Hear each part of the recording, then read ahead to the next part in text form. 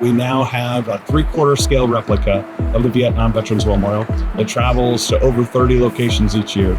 And that comes with the Mobile Education Center. Mobile Education Center that allows us to teach and educate the visitors about the war, about the legacy of the memorial, and how that's transformed our nation towards our veterans and our military today. We had 106 applicants and we ended up going to 32 communities. So the wonder of us being here is that it's our last of our 32 stops in the 2023 season. We carefully have to go through and the communities really have to represent to us what they can bring into a site. You know, what sort of experience do they have in bringing something like this in?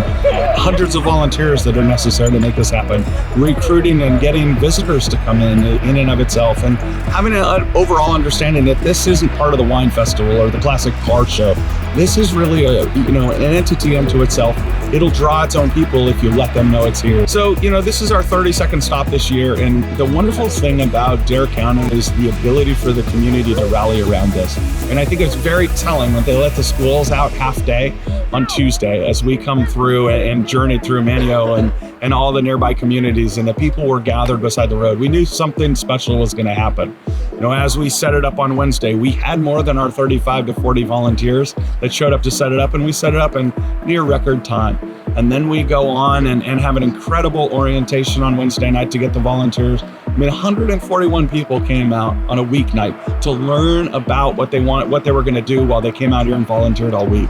And that really just set it up, realizing that, one, they came to it with full community buy-in, from the schools to the community to the counties and the individuals and the businesses. You look at the sponsor pages and you look at how many sponsors that they pulled in, and it's very unusual sponsors we don't normally see. You expect to have the VFW, you expect to have the American Legion and some of those more veteran-centric, but to have the Jeep Club and to have the rally crew and banks and churches, that's an incredible thing that you don't normally get. And that is a testament to the Central Committee here and the planning that they put in and their connections to the community to bring that all together. And it really has come to full fruition to see the thousands of veterans, thousands of visitors we've seen throughout the week here. As great as the entire tour is, very rarely does a community come together as well as Dare County. For them to come through with a committee, for them to lease out their veteran service officer and Patty to do such a great job, and for them to come through with a broad swath of things. The volunteer tent has more food in it than any Thanksgiving spread's going to have next week. And the volunteers have been cared for to the nth degree. The people that have come flowing in and out of here eclipse in 2 hours what we had in New York City. And people argue with us and say, why do you go to a town and a community as small as 3,000? Why do you go to an area that only has 30,000?